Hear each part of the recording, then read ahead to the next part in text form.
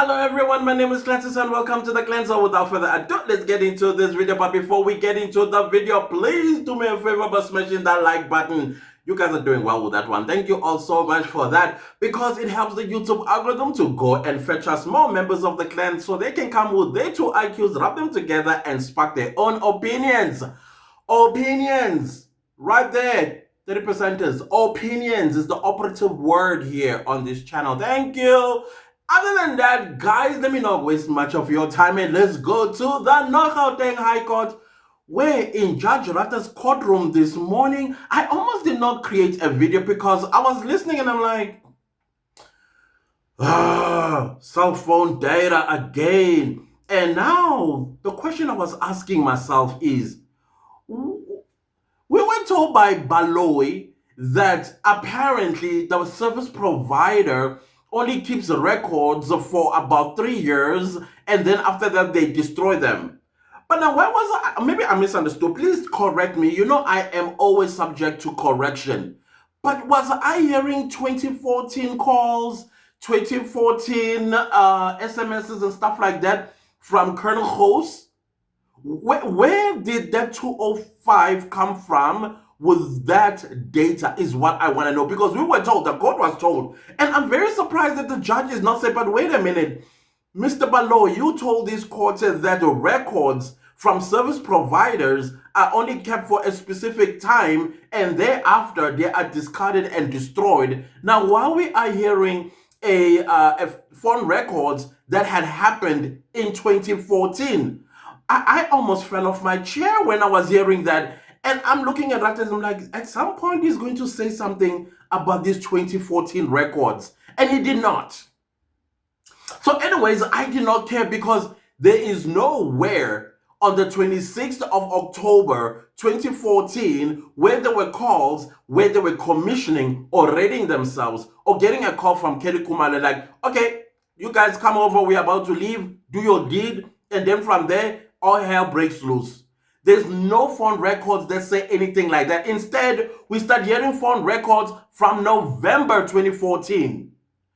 And we're like, whoa, let's get back a little bit. Few days backwards. Let's go to the 26th of October 2014. Where are the phone records for that? How long those phone calls were? So that when you do get the tangibility, the conversation, the transcripts, we can match these phone records with the duration. So that we understand what were they talking about. What were they commissioning? Still, all of this is frivolous to me. Everything that we heard this morning, frivolous, waste of court's time, waste of state resources. There's nothing we can pick up from this. Absolutely nothing. So, okay, fine. I thought, okay, let me just do other stuff and forget about what's happening in the Gauteng High Court, because I'm not going to create a video on this nonsense. However, though, I was going to say something in the community post about the sudden appearance of the 2014 some of the phone records that I think most of them were to accused number 5. But I don't see anything about the 26th. I didn't hear anything about the 26th of October. And I did not hear anything about how those towers picked up any of the frequency from a tower nearby the Kumalo household. I did not hear that. So I was not going to create a video, guys. To be honest with you, I was not, because what was I going to bring and report to the clan? What was I going to do apart from going live? Because I was thinking either go live and then we just talk, or I do not create a video, just go on my community post and say, guys, I don't have a video because there's nothing that came out of the Gauteng High Court. Until Ho stepped on the snake's toe. I know, I'm being sarcastic. Until hosts started talking about Ndanzi's cell phone data. Hi, Bo, people, I've got questions.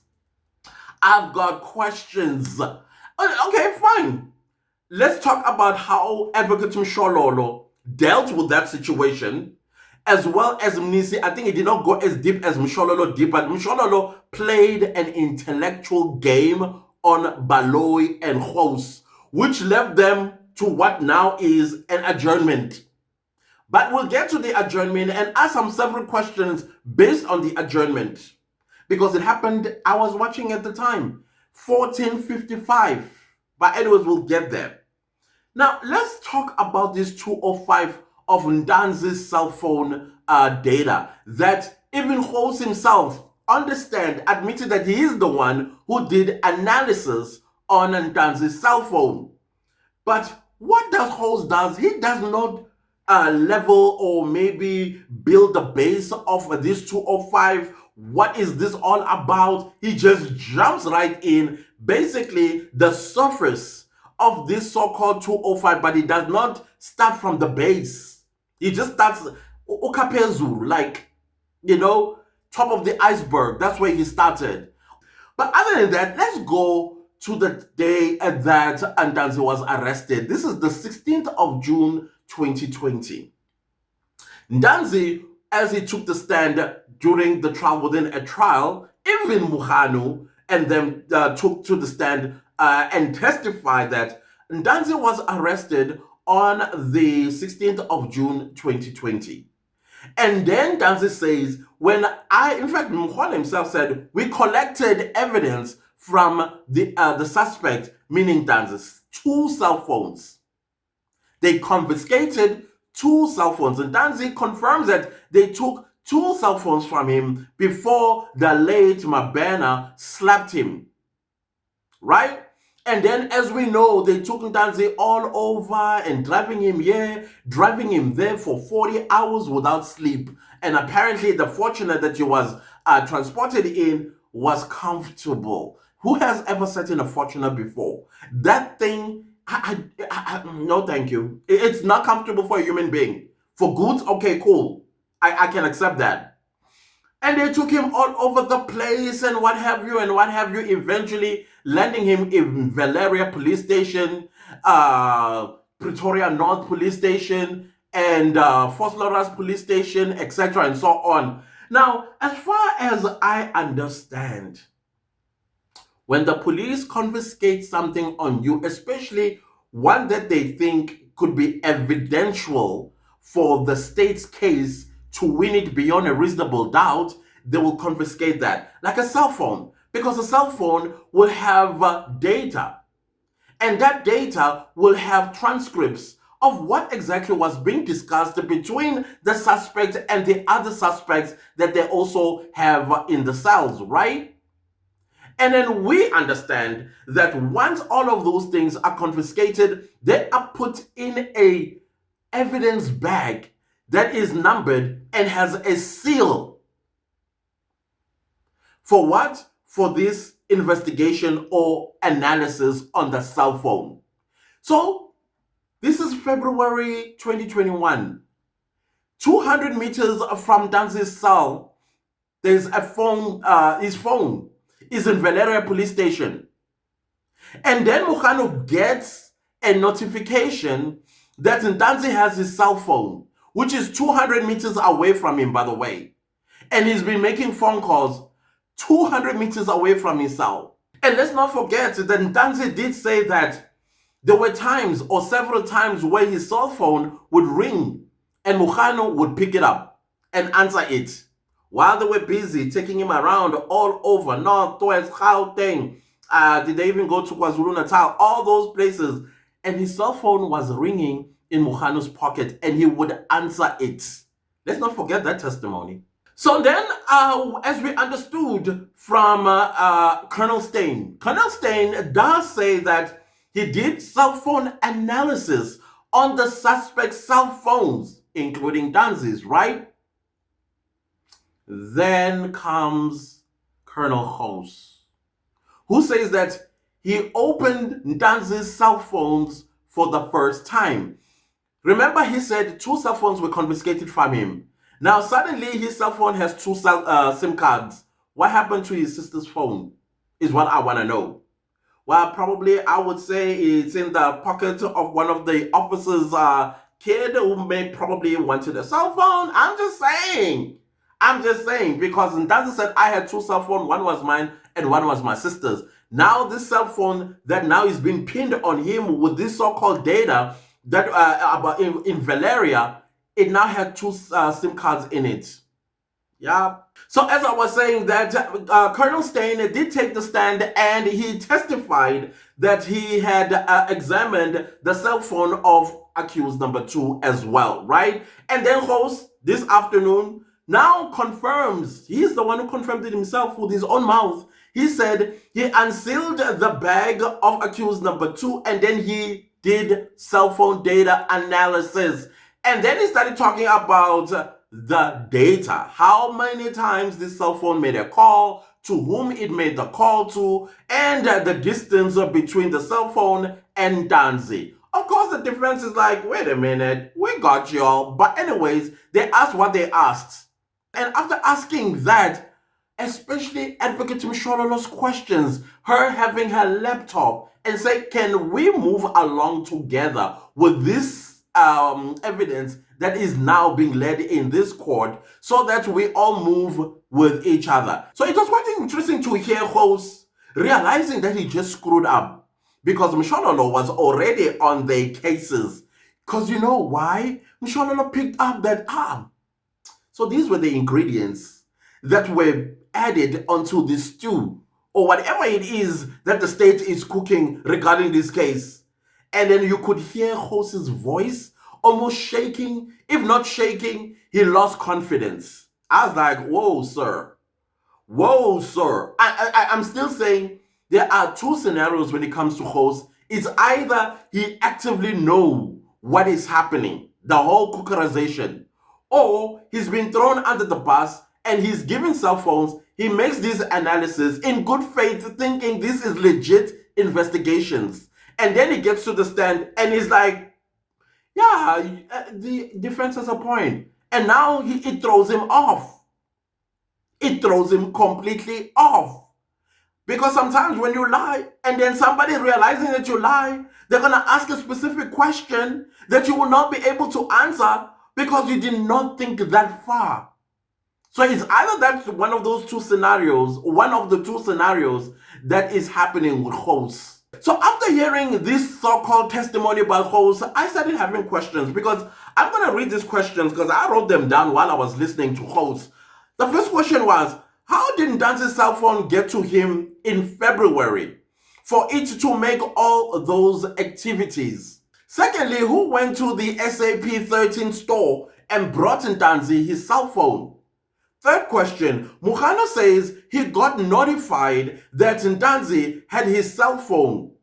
Question is, where is the affidavit of that particular police officer at Valeria police station that notified Mugano of this crime? I further asked, so Ntanzi just communicated with accused number 5 and the rest, but not with even one member of his family to let them know how he's being treated with humanity and kindness. Hence, he's able to give them a call from his cell phone that was confiscated and should be in SAP 13 sealed. I continue to ask, was the police officer who brought Ntanzi's cell phone held accountable? What about Ntanzi? What criminal charges were laid against him for having a cell phone in his cell while incarcerated? So Advocate Mshololo's question with the laptop and wanting to move concurrently with them did throw both Baloyi and Colonel Host. The way Advocate Baloyi was stuck against this wall, he so much so realized that, oh wait, we are about to adjourn. I'm looking at the time when he's saying this, I think it's an appropriate time to adjourn. I'm like, no, it's not appropriate time to adjourn. It is a 5 to 3. High courts, the close of day is 3:30. Remember, every single time you're the one who says at 3:30, it's time for the court to adjourn. It's not even 3:15. It's not even 3 yet. And you are saying it's appropriate time. And I looked at the judge, I was like, let's hear what the judge, and the judge agrees. He agrees, like flat out agrees. And then instead of asking all the defense lawyers, as he always does, he asked Mr. Mshololo. Mr. Mshololo was like, yeah, no, it's appropriate time. Let's go ahead. I'm not mad at that at all.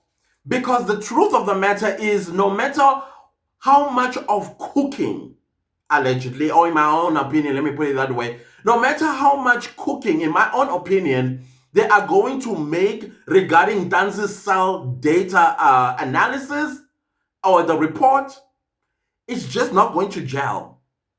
It's just not going to gel. The stones and the sticks and all that stuff they're putting in this concoction that they are busy cooking, it's not going to taste well.